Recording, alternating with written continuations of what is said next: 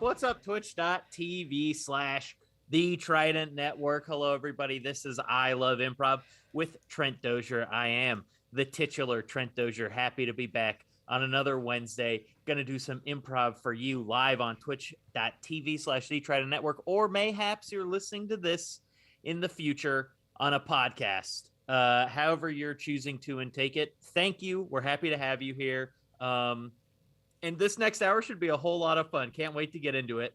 Before we get to this week's guest, someone I'm very excited to have on the podcast. First, you know her, you love her. We got to say what's up to our technical support, the queen of the screen, Val Agnew. What's up, Val? What's up, Trent? Oh, I'm so happy we're back. Yeah, Val, the people don't know this, but the last 30 minutes or the 30 minutes preceding the start of the Twitch stream was treacherous, but we made it through, and here we are. We made it through the wilderness. Yes, exactly. We had some technical problems, but literally 5 minutes before the top of the hour, Val figured it out, and I'm so happy because we get to do this. We missed the show 2 weeks ago because I was doing a live show. Wow, crazy. But we're here. We're back. We're back streaming on Twitch, back on the podcast. I Love Improv, baby. It's back. We're so glad. Yeah, I am glad. I'm glad to be joined by you once again, Val. And we have a great guest who I'm very excited to do some improv with and talk about improv with. But first, I will say, of course, this is I Love Improv with Trent Dozier, a show that is a part of the Trident Network. As I mentioned, you are streaming this on the Trident Twitch channel. For more information about the Trident Network, you can, of course, always visit thetridentnetwork.com for more information about our podcast, our live streams, or our pre-recorded videos. Also, if you would like to be a subscriber to the Twitch channel specifically, of course, the Trident Network streams Monday, Tuesday, and Wednesday. If you hit the, there should be a purple subscribe button somewhere down here-ish. Sure. If you hit that button, you can become a subscriber, get notified not just when this show is streaming, but when all shows are streaming. And of course, there's a lot of great stuff across every prong of the Trident platforms. This is, as I've said many times, the perfect Trident show because we hit all three prongs. Val, any Trident-related thing that you are most excited for coming up? Ooh. Well, not necessarily coming up, but we just launched a new podcast called Sparks of Madness. Oh. A storytelling podcast. Oh, very cool. And we have 2 episodes out so far, one with Damon Royster and one with Max Thomas. So absolute top-notch guests so far on the show. Yes, both are great. And we also recently had a new installment of Dr. Raymond Pants, Books on Tape on Demand. Those are wild. They are. It was a series of Edgar Allan Poe inspired short stories. So enjoy those, all of those things I just described, wherever you listen to podcasts. Yeah, check those out for sure. And of course, last time, thetridentnetwork.com for more information on all things Trident. Okay, Val, are we ready to rock? Oh, so ready. People in the chat, if you're ready to rock, send some love to Val and send some love to our guest, who I'm about to bring onto the screen for the first time right now. This is a very good friend of mine who hosts his own podcast that if you're a fan of comedy, you'll love. And if you're a fan of Adam Sandler, you'll definitely love. He is the host of the Adam Slander Podcast. He is the bad boy from Philly. He is the bad boy of the Chicago improv scene. And now He is the bad boy of Los Angeles, California. It's John of the Shed, Johnny Darko himself, Young Neck Tattoo. It's John DelViscio. Woo! Woo! Yeah, let's go, baby. I'm ready to roll. Oh, John, you got the Phillies hat on. You're ready to rock, repping the Philadelphia area. That's true. I'm proud of where I come from. Good. A lot of people are embarrassed by where they come from. Not me. I live it. I breathe it. I love it. Love it.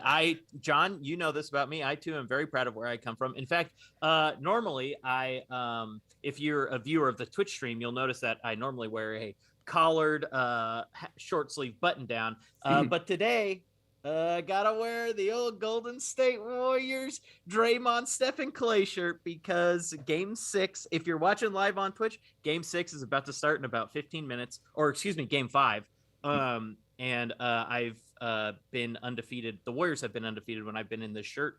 So I thought I'll just throw this on, show some support for the boys, but also support my boy, John DelViscio, by him supporting me by doing improv with me. How's that all sound to you, buddy? Sounds beautiful. Sounds amazing. And you were actually over at my house recently when I christened my new lucky jersey. The Sixers have not lost when I wear my Iverson jersey. They don't lose. So I'm like, I'm picking and choosing when to wear it. I didn't wear it the other night. Clearly you didn't wear it yesterday. So tomorrow night, I'm going to fly around the whole country wearing my Sixers jersey, bringing good luck to the city of Philadelphia. Hopefully, yeah, because they could have used some luck yesterday. I believe they lost by 50 points or something. Well, no, we didn't want to win that one actually.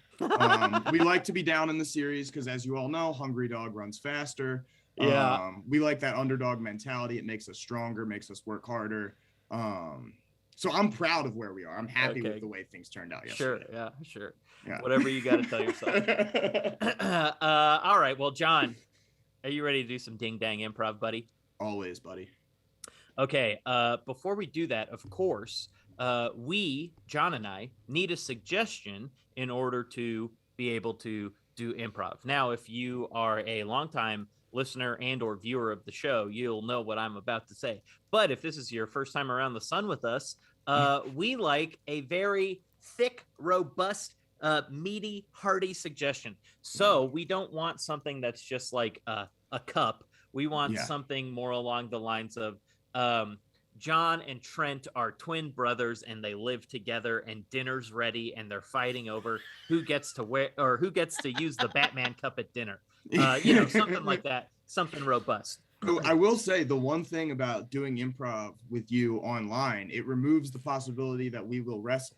So the suggestion you gave will be very difficult if the possibility of a physical altercation is not on the table. Well, I will say you and I physically won't be able to get our hands on each other, but there have been fights on this before. Famously in the Rudy Mendoza episode, he beat me up for about a minute straight. But now, if you have a suggestion locked and loaded, please feel free to throw it into the chat now. However, if you are unfamiliar with John's work as an improviser and would like a little more information as to what John is good at or what areas he excels in, et cetera, which could inform the scene you want to see John do, we'll just hold on for a second because I am about to tell John and everybody who's tuning in what I love about John as an improviser. John, are you ready to sit there uncomfortably and accept compliments? Yes, that was what this weird hand motion was.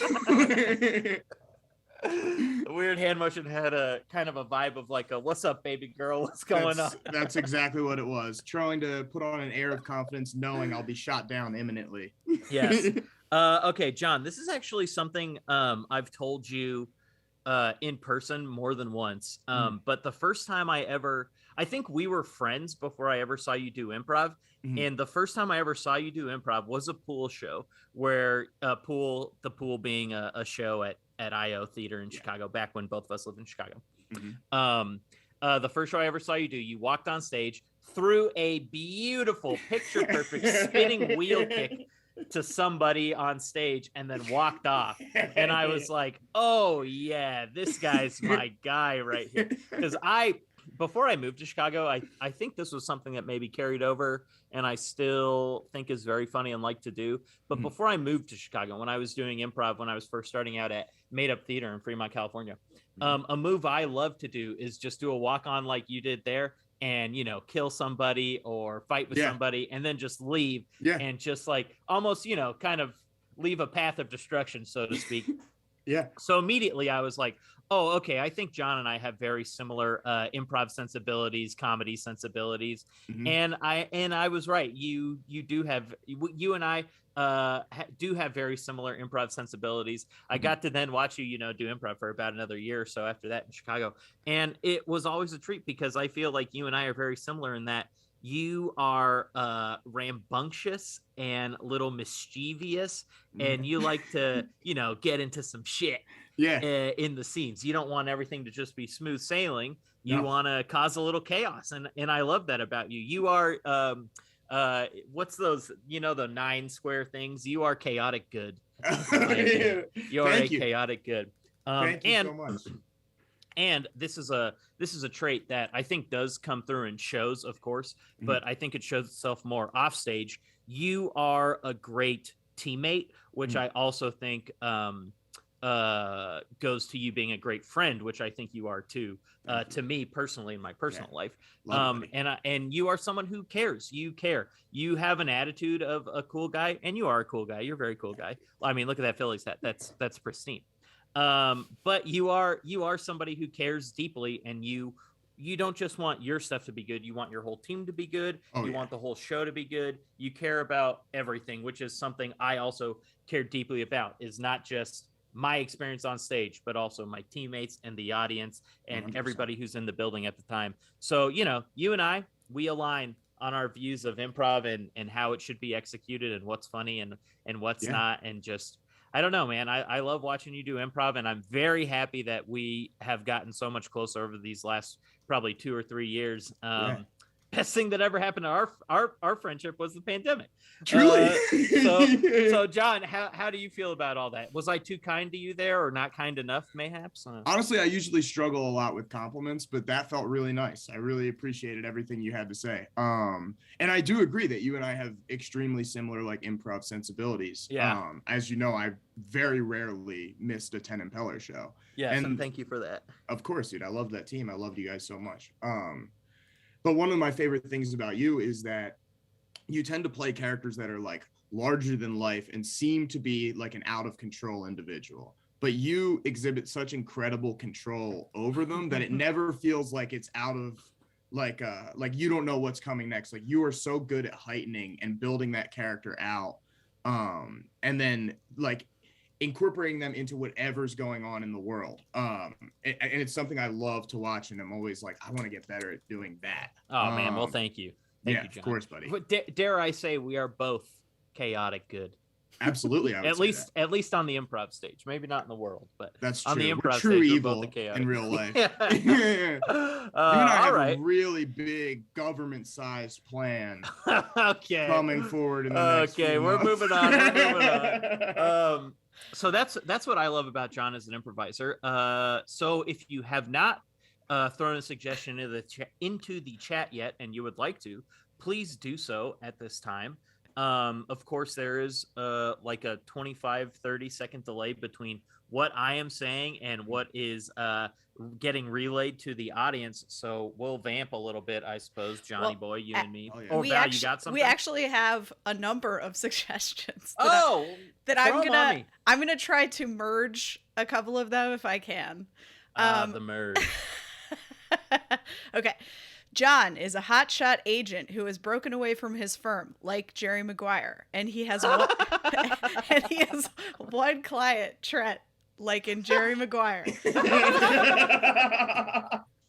But unlike Jerry Maguire, Trent is the worst professional athlete in his sport. I'm going to add to that you are both in love with the same girl that you've known since you all went to church camp together. Hell yeah. Wow. And bonus points if you take off your shirt. That's from New Zealous. Okay. That's guaranteed. That'll happen. Sure. That'll happen. Wow. The one day I wear a t-shirt instead of my button-ups, which would have been so easy. That's now true. It's going to be a situation. I'm strong enough that every shirt I own is a breakaway shirt. So this should be no problem. Okay. All right. Have fun. Thank you, everybody, for the suggestions. Thank you, Val. John Boy, here we go. Let's rock. So, you've been traded. What? You've been traded. Where am I going? Miami. Miami? Yeah. No, it's too hot. I want to either stay here in Minnesota or let's get another cold weather place. I can't do that. Look, I don't want to do that. The trade has been done. You're out the door. They brought in a new guy. He's very attractive. You know. I'm sorry. I'm not attractive? It's not that you're not attractive. It's that this guy is so unbelievably attractive that he was going to be great for the city of Minneapolis. I'm sorry. Have I not been on the cover of magazines before? You've been on the cover of many magazines. This guy's been on Sports Illustrated and People's Sexiest Man Alive. Okay. And all I'm saying is I think Miami will be good for you. Okay. Right? Wait, he's been on People's Sexiest Man Alive. Is this an actual baseball player or Yes. am I being replaced by an actor? You're being replaced by Barry Zito. We don't even play the same position. He's been retired for years. Trust me, I negotiated as best I could. The best you could get was me traded to Miami? I figured it would inspire you a little bit to be around such sexy people. Maybe you would get a new haircut. New haircut? I got the best hair in the game, brother. It grows well, but the shape of it is wrong. I'm sorry. What did you just say to me, Josh? Did you just call me by my first name? Yes, and it's because I'm pissed. So let me ask you this, Josh. If you're not going to do your job, which is whoa! Don't say something you can't take back. I got you a lot of money, 5 figures to be exact. I don't understand. You don't think I'm attractive? You don't think I have good hair? I'm popping my top off. I'm popping my top off right now. I'm going to show you what's what. Show me what it is. Show me what you're working with. See, already this belongs on South Beach. I don't know why you're upset about this. I don't want to be in South. Because I'm so pale. I burn easily. I need to stay in a cold weather state. No, I told you that. You've known that about me for a long time. No, you need a nice base. That's all you need. A slight base, and then the rest will be. You can get a base. Josh, I can't get a base, Josh.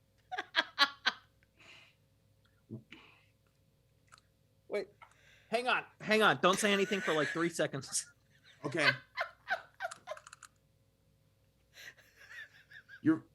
Look, you need a base. The light is bouncing off your chest and blinding me. You have a translucent boy chest. We need to get you a man buff, darkish chest. I try to grow hair, but I can't.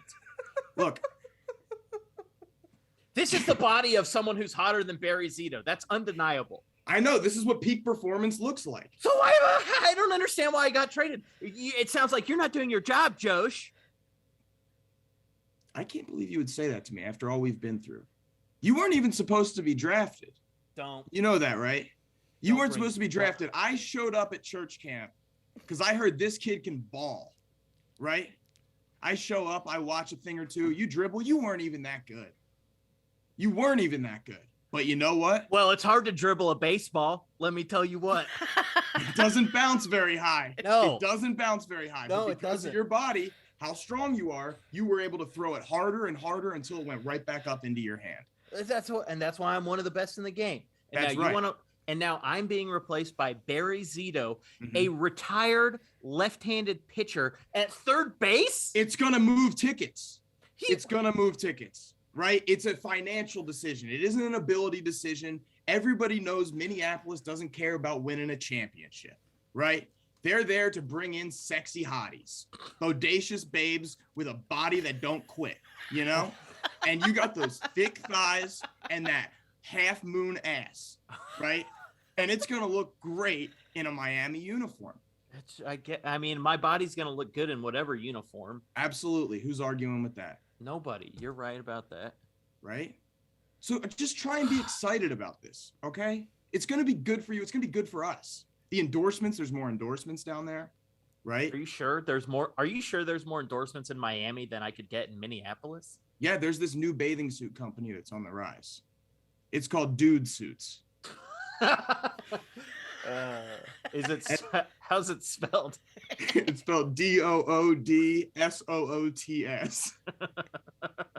And you haven't let me finish. How it works is it's one piece of fabric, no lining on it at all. Covers your dong, and then you stuff it around your leg, up your ass to hold it in place.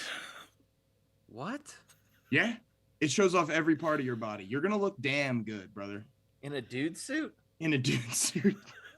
Do you mind if I put my shirt back on? It's freezing. I do, as a matter of fact. I do mind. You do mind? Okay, I'll keep I'll keep the top down, so to speak. Yeah. Yeah. We there's a lot to look forward to. Okay. I negotiated to get you Premier Plus on the plane. I couldn't swing first class. What? But not coach. So that's good. I mean, I get that's a step up, I guess, but like obviously Premier Plus isn't first class, which is what I fly normally. Typically. But you know, we were already giving up a lot. They were losing you. They were upset about losing you. And they couldn't afford it. If they're upset about losing me, why didn't they just keep me? I don't understand. They weren't that upset. They were upset. Okay, so now you're lying to me. So now you're lying to me, Josh. No, I'm not lying. They were upset, not that upset. There's a lot of colors of the rainbow, okay? Of the upset rainbow. What does that have to do with I haven't seen a rainbow in years. What does that have to do with what we're talking? What does that have to do with me not having any job security that I thought I did? You have job security. You're on a better team. You're on a contender of sexy people on the rise, a come up of sexiness. Yeah, do you want to be at the Pastor Prime Minneapolis with all those silver foxes? Or do you want to be, slapping skins with the boys down in South Beach? I just feel like we're missing each other on one key point, which is I make money by playing professional baseball, and I won't be able to play professional baseball if my body is burned by the Miami sun, which it will be. Look, I'm translucent. You can see through me. Look, I got you an umbrella kid. Oh, you've heard of a bat boy, right? Yeah. An umbrella kid is a new thing that they're adding to the game. When you're at third base, he'll be right off the sideline, similar to the third base coach, but with an umbrella, shielding you from any uncomfortability. That's how much Miami wants you. The league is going to allow this? One instance of it, just for you. You're that special. Really? Yeah. Yeah, so don't say Josh isn't working for you. Okay, Toast? I'm sorry, Josh. I don't. Think about how good this will look on a Miami Vice's jersey. Okay. Toast. $999. Yeah. That's going to fly off the shelf. Okay, you're right. You know what? I'm sorry. I just, the shock of hearing you've been traded. It's never something that you want to hear. And it's, hard for me to compute and deal with. I got to remember all the things that you've done for me. You got me this umbrella kid. You got the league to allow me to have 3 digits on the back of my jersey. You allowed you figured out you got the league to allow me to eat a hot dog during the games. Don't forget about the deal I brokered with dude suits. I'm a little iffy on the dude suit. I don't like anything I don't want to be I'm fine with inserting something into my butt, but I don't like the bunchy. The way you described it sounded too bunchy. No, I don't want like a big. Thing. I don't it's like smooth. It goes in smooth. It goes in smooth. Goes in smooth. Comes out the same way. Okay, well, I like to hear that. Going in smooth, coming out the same way. Yeah, you're on the forefront of fashion. Girls like fashion right now. Yeah, you're right. They like boys who do things. Chunky rings, nail polish. Not for me, but I think it could be great for you. Okay. You know what? I'm sorry I doubted you. It's okay. I know your confidence has been off since Squirm left, and I just want you to know you're going to be one of the most eligible bachelors in the whole Southwest. I don't really want to be an eligible bachelor. I want to date Squirm, but Squirm made it pretty clear to me that you and her are in love, so. We are. It's passionate. I've never experienced anything like this. I can't imagine every romance compares to it. I experienced something pretty similar, actually, so. Couldn't be. She told me she's never felt like this with anybody in the whole world. Well, I don't think that's true, because Squirm and I had a lot of really good times together, so. Did you ever put your knees on each other? Oh yeah, every night. Watching a movie, just knee to knee. She told me that was our special thing.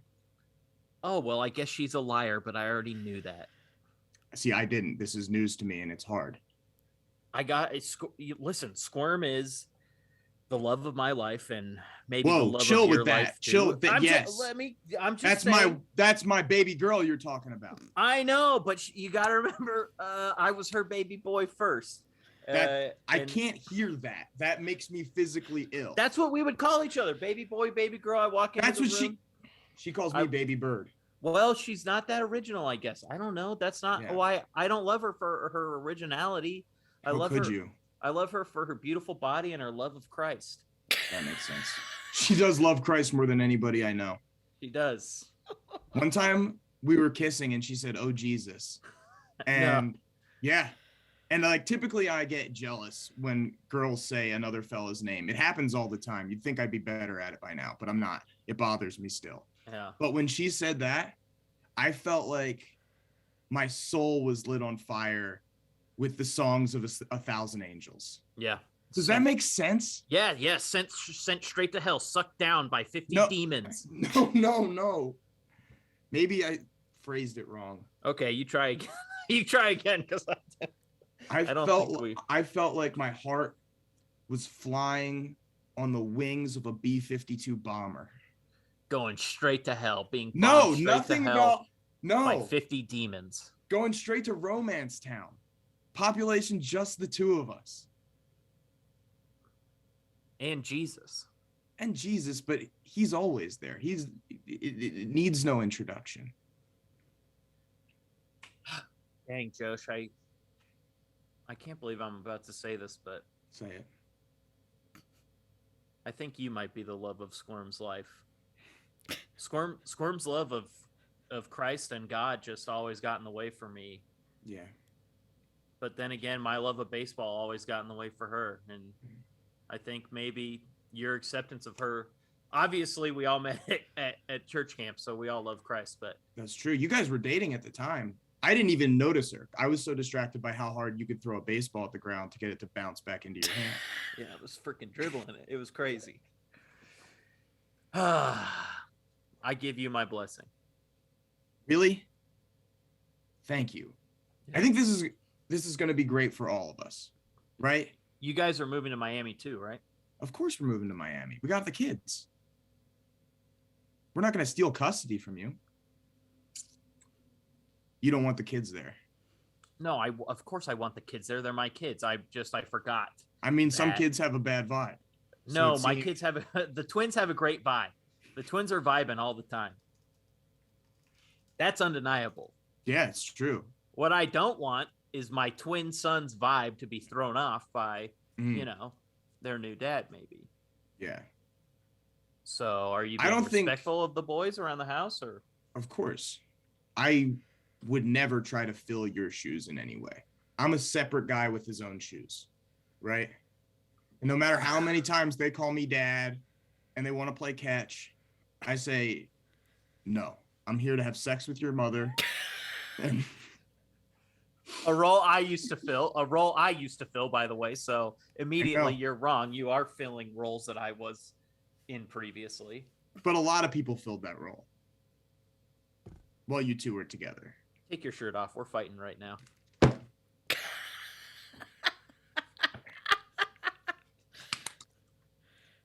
you ready for this? Let's go.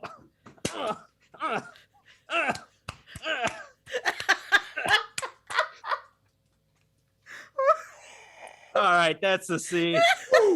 Oh my god. Do you two want to take a second to reclothe? Put our shirts back on. For those listening to this on a podcast, the boys really did take their shirts off. You know, you can say whatever you want about me, but one thing that you can't say is that I'm not a man of the people. That's so true. The people ask and I deliver. Yeah. I'm also someone who, I'm sure John's probably seen me pop my shirt off in a show before. Oh yeah. I'm not someone who's shying away from a challenge, especially in the middle of an improv show. I took my pants off during an ass water show one time. Yeah, honestly, if there's a time where you want to challenge me to do something, it's got to be in the middle of an improv show, because that's when I'm like, well, I got to do it. I can't. Dude, there was separate time from the time I took my pants off. There was one time where I did something on stage, and I wear pretty, tight jeans. I'm a sexy boy. I like to show off my form a little bit. I work hard. And I put my leg up on something and just crotch to thigh just ripped right down that inseam thing. So the rest of the show was just me trying to see how high I could get my leg to just rip it open. The highest level of respect that I have for somebody is someone who has blown out their pants in the middle of an improv show. Done it twice. Something you've done it twice. Oh my God! Wow. I did it once in the middle of a Fair Dinkum show, and previous guest of I Love Improv with Trent Dozier, Zoe Agapinon, also did it in the middle of a Fair Dinkum show. So John, to hear that you're ripping pants and it's not a dink show, that's crazy. I would have been honored to participate in a dink show. Oh my God. Well, that was a blast. So rude. No. I belched on mic. When you get all riled up like that, sometimes you just gotta let the air out, That's so true, dude. There, I gave a burp. We're even. That was a Kids' Choice Award level burp though. You remember how good Justin Timberlake was at burping in those things? I feel like he always won. Really? Do yourself a favor. I'm sure you can find a compilation, not in the porno sexy way, in the fun Justin Timberlake burping kind of way. And there are compilations to varying degrees of Justin Timberlake doing varying things. So, just be careful with your search engines.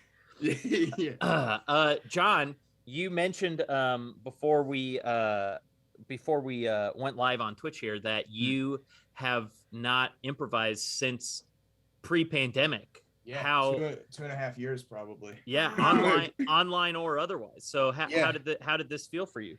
It was so fucking fun, dude. I missed it so much, and I forgot how much I missed it. Yeah. I love improv with John DelViscio. Dude, I do love improv. I love improv. I miss doing it so much. That was so fun. I'm sorry if things got a little crazy, or if I lost the thread at all at any point. I was trying to hit all the beats in the suggestion. Well, to be honest, you crushed it. To be honest with you, by the time we were in it pretty deep, and I was pretty ready to just be like, well, we're never gonna circle back to the girl because I'm having too much fun here. And then right then you brought her up, and I was like, oh yeah, now we're in.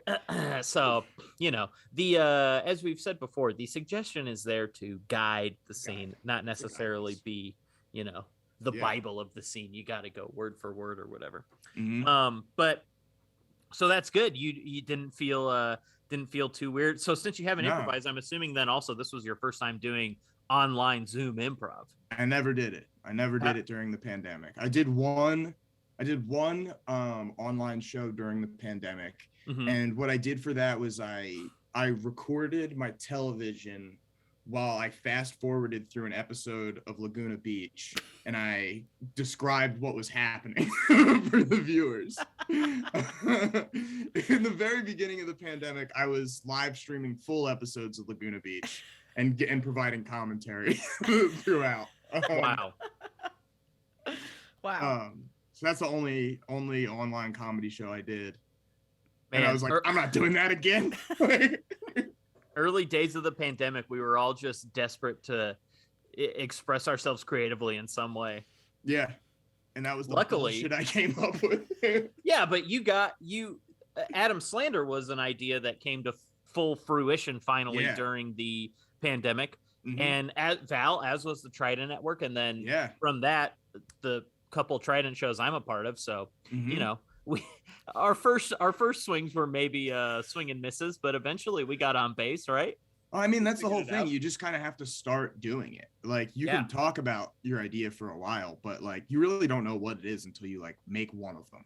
Like, even like the Adam Slander stuff, I was just asking people like, hey, I have this idea. Do you want to try it out? And then like enough people were like, yeah. And then I realized I had something of a back catalog of these episodes that I thought were pretty fucking funny and good.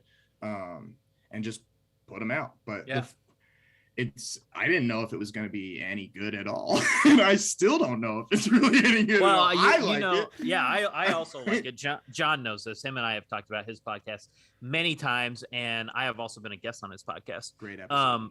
Yeah, it was very fun. I loved it. But I love the concept of the podcast so much. Thank you. You're not just getting like, you know, random people. You're getting I'm getting the funniest people I know. Like, so it's funny people talking about an incredibly funny topic. If you don't know, the premise of Adam Slander, which is John's podcast, is, you know, quote unquote slandering Adam Sandler. It's people telling stories about their interactions with Adam Sandler. Yeah. And, you know, it's great. Every episode is very fun and funny. And I mean, people, it's to my surprise, not really to my surprise, because I knew every person's different and their stories are always going to be different. So like, that'll keep it fresh. Yeah. But like, basically the prompt I give everybody for the most part is like, tell a story from your life and swap somebody out with Adam Sandler.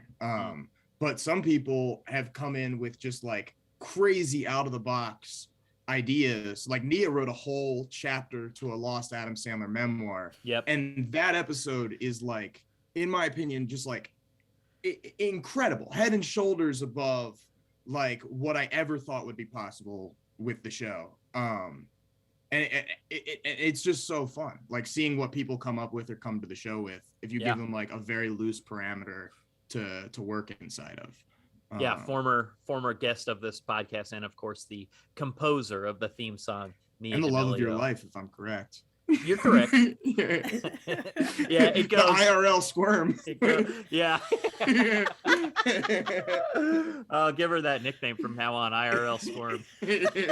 Seems to roll off the tongue.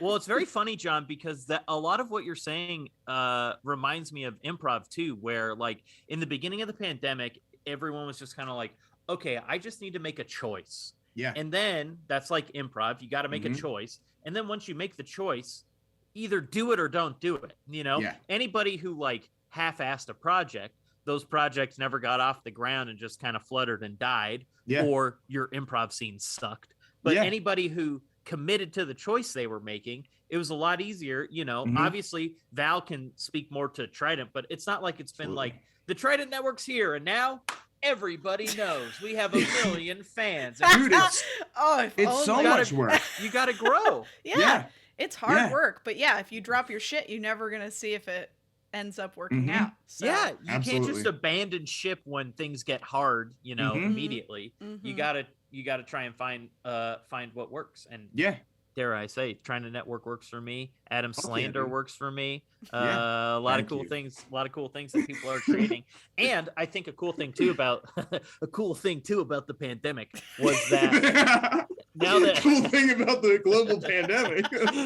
not only did it force people, specifically improvisers, but it forced people to, you know, make some different choices creatively. And now all these live shows are coming back, and like that is still an outlet for us. That's still a thing we can do. But now we also have, you know, this online medium or these podcast mediums, or even the people like Nia who are, you know, kind of like, improv actually isn't my thing. I like, you know, music, Nia has created, I think, 50% of the theme songs for the Trident Network at this point. Yeah, more than that. Yeah. She's also her album rips. Yeah, John has heard. Nia is, of course, working on an album, and John has heard a couple songs off of it. It rocks. Straight up, I'm not just saying that. It fucking rocks. Yeah. I was like, because this is gonna sound like lame, but when somebody you know is like, "Hey, I'm working on an album," a lot of the time you're like, oh fuck no. Yeah. But then Nia played it, and I at no point, because I knew Nia had like musical ability and stuff. I'm mostly talking about like randos who are like, I think I'm gonna start rapping. I got these notes in my phone that are ill. Like that's a problem. But like to actually finally hear what she had been working on for like all this time, I was like, this is incredible. It's like so good, and you can tell how much work went into it and how much she cared about the project, and it's fucking awesome. I cannot wait for it to be out. Like it's really, really great. It is great. I hear songs every day. She's already, I mean, the amount of songs she has written, she's got probably 3 albums worth of original stuff now. But just the one. Go ahead. If Nia ever dies like Tupac, are you gonna keep putting out songs? Oh yeah. I know that's actually a great idea because I'm pretty sure I know the password to her laptop, so I could get in there, get the masters, be like, okay, guys, I know you're dying for more Nia content. Yeah, I'll give it out. Also, she's calling this album "Ready to Die," right? And then the next one. Yeah, this album's called "Ready to Die." The second album's called "Finally Dead," and the third album is called "Back to Life." So get ready. In all seriousness, though, I will of course be plugging and pushing Nia's album as it's supposed to. The target date is end of August, so get ready for I Love Improv summer of I love plugging Nia's album because I do. Because I do. She's gonna be at the Hollywood Bowl in August, right? That would be sick. That would be sick. Yeah, she's gonna be at the Hollywood Bowl in August to watch Brian Wilson, maybe, but I don't know if she'll be performing. Brian Wilson, of course, over my shoulder. He looks like Virgil Texas from the Chapo Trap House podcast. You have mentioned that before. Fully canceled Virgil Texas. It's very funny. This, of course, this beautiful portrait of Brian Wilson, also painted by former guest of I Love Improv, Ariel Sinha. So, we love to keep it in the family. The last thing I was going to say about Nia's album before moving on, it is being produced by Chase Lilly, who has not been on this podcast yet, but he will be because he is a member of the most frequently discussed team on this podcast, Fair Dinkum. So everything here is in the family. But Chase, honestly, is another great example of the pandemic where he was like, I got all this time and I love, producing music and doing music stuff. And he started taking classes online about producing music. And now he is producing not just Nia's album. He's but like the guy in Chicago right now. Yeah. Yeah. Like, that's fucking sick. He's the guy for producing albums for comedians who don't want to do comedy anymore and would like to do a musical album. And that's what I meant by the guy right now. He's like, the guy, baby. He is the guy. He's doing Ollie's album too, right? Yes, that's correct. Yeah. And Bill Stern is doing an album that Chase is also doing. There's a lot of cool stuff. Here's the thing. Here's the thing about Chicago, and Val knows this by creating the Trident Network, but actually Val probably knew this before also. We know so many talented people. Yeah. It's crazy. It's crazy the talents that the people that we knew in Chicago have outside of just being comedians. Yeah. Oh yeah. Yeah, it's really like the coolest thing to me about Chicago when I got there was like when I got there, everyone who was speaking on a stage was famous to me. I was like, you're a fucking celebrity. You're like a god. Oh my God. And then you get to be like friends with all these people. And you realize like, not only are they as talented as you thought they were the first time you saw them, but also they're like cool and sweet and nice. And now they're your fucking friend. Like Chicago is the greatest place to start out doing anything, in my opinion. I say that with a tremendous amount of bias since it was where I went, but like to anybody who's listening or like wants to get into comedy or music or whatever. Yeah. I would say don't go straight to LA or New York or whatever, because it'll be daunting. It'll be really intimidating. Go like stick in your city or scene or wherever and get like the most base foundation possible. And then just go like one level up, and just keep kind of doing that. I feel like it's really popular to like go to film school or something and then go to LA. Yeah. And it's like, that's cool. I mean, I don't want to discourage anybody from doing anything, but for me, I think it was great for like my growth and like development of any form of self-confidence that I may have to kind of like incrementally be like, can I can I cut it at this level? Okay, I can. All right, we'll go to the next one. You know, so I love Chicago and like everything it introduced me to and all the people I met there. You were doing improv and comedy in Philly first, though, right? Yeah. Started out there, but then I like consider Chicago where I like actually started. You know what I mean? Because I was taking it serious in Philly, but it was still like to some degree a hobby. You know, I didn't think it was ever like something I could maybe do professionally. And then I lucked out that somebody like saw my stuff and was like, "Hey, you're good. You should go do this." Well, I do. I love to equate Chicago. So like Philly for you, or the Bay Area for me was where I started before I moved to Chicago. That was like, you know, college, and we're 100%. All just figuring it out, and we're all like, "Oh yeah, I think I want to do this." From there, you moved to Chicago. And that is grad school of comedy. Exactly. And you can be there for a year, 5 years, 10 years, like whatever. Stay as long as you need. Yeah. You stay until you're ready. And then once you're ready, and by being in Chicago, you are going to know when you're ready. The move to Chicago, I mean, the move to LA was intimidating and daunting, especially because I'm like, you know, I haven't improvised since the pandemic. Like I didn't feel as sharp as I did when the pandemic was happening. At that point, I was like doing showcase stuff, and I was like, I'm the most polished I've ever been. Like I feel really good. And then moving to LA, I was very intimidated and nervous because I didn't feel that way anymore. Same. But that aside, moving to LA was still so much easier than moving to Chicago, because when I moved to Chicago, I knew one person.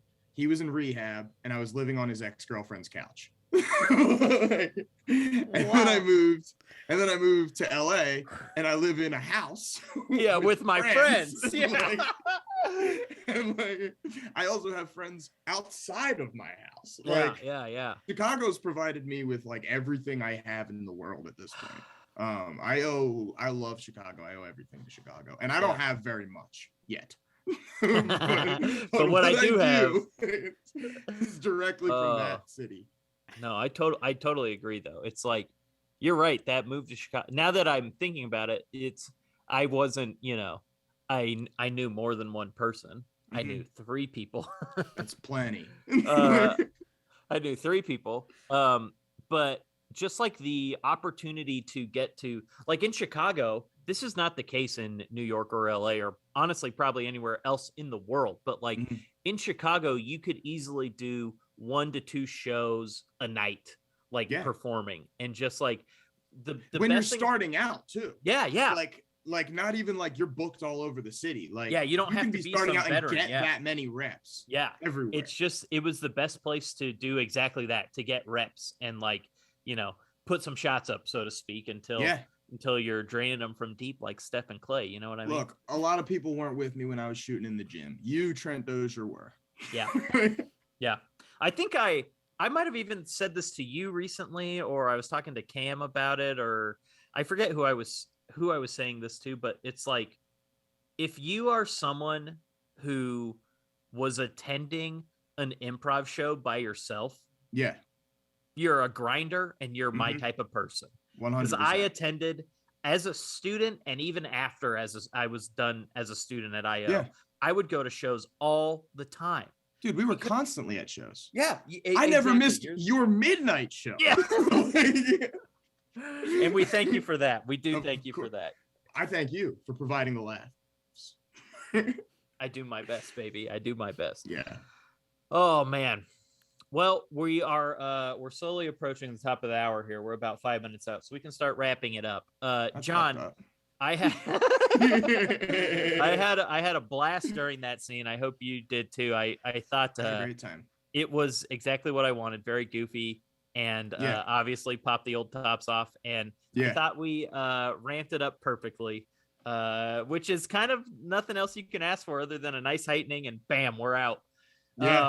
So that was a blast. Of course, please, I would encourage everybody to listen to the Adam Slander Podcast. It is John's podcast. Much. He's on every episode. I was a guest. Nia was a guest. Former guest of this podcast, Cam Hurt, was also a guest.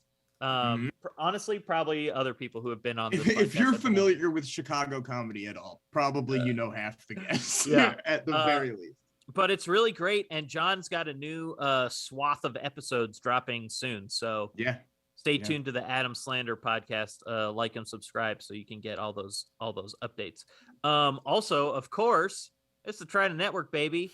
You can become a patron for the Trident Network, which helps support not just this show, but all the shows and all the things behind the scenes and everything Trident by going to patreon.com/the Trident Network. It's an easy, simple, and wonderful way to help support us here at the Trident Network, support Val, support me, support all the people.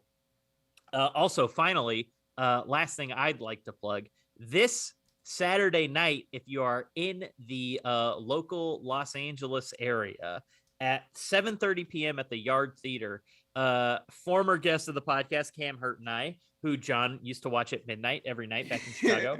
And now I watch at midnight in his bedroom because he lives directly below me. Him and I are putting up another show, another version of Cam and Trent's Family Reunion this Saturday, May 14th, 7:30 p.m. at the Yard Theater in LA. So if you're listening to this on a podcast, sorry you missed it, but we will be back in June. Val, if you have the link to that, you can throw that in the chat. It's already in there, baby. The best. Val's the best. That lineup has that lineup has a lot of great people.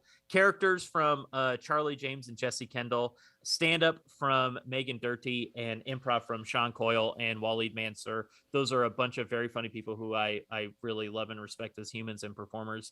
Plus me and Cam. And John loves to watch us at midnight, so you might like to watch us at 7:30. If you're in LA, come check it out. Thank you for putting that link in, Val. And John, please, what were you about to say? I thought of one more thing I just want to plug. I want to plug my producer Ben's podcast. Oh, Ben Castle. Trap podcast. Super producer Ben Castle. He has a podcast that is actually based on the real life Adam Sandler. It's not based on the real life Adam Sandler. It is about the real life Adam Sandler. Yes. So he goes through the catalog of Adam Sandler and does like deep dives on his work. And it's really fucking great. If you're a fan of movies, and like learning more about, behind the scenes stuff, and especially if you're a fan of Adam Sandler, you'll fucking love that show. It's great. What's it called? It's called The Sand Trap. Sand Trap. Yeah. Maybe the craziest thing of all, just to show you that I'm still all about that improv, making this a perfect herald. John used to sit down at midnights in Chicago to watch Cam and Trent do improv, and the tech most of those nights was one Benjamin Castle. So we keep it in the family, baby. Goddamn right. John, thank you so much for joining us. Val, any final thoughts? No, you guys crushed it. Great. Thanks everybody for tuning in. Thanks for listening to this as a podcast in the future, if that's what you're doing. And thank you to the swath of suggestions we got. Yes. That definitely gave us the runway for a very fun and wild and, dare I say, shirtless scene. Yes. Special shout outs too. Having fun and good times. So Fetch and New Zealous. Wow, those are some great names. All three of those names are great names. That's it. We will be back in 2 weeks with a new episode, a new guest. Thanks, everybody, for tuning in.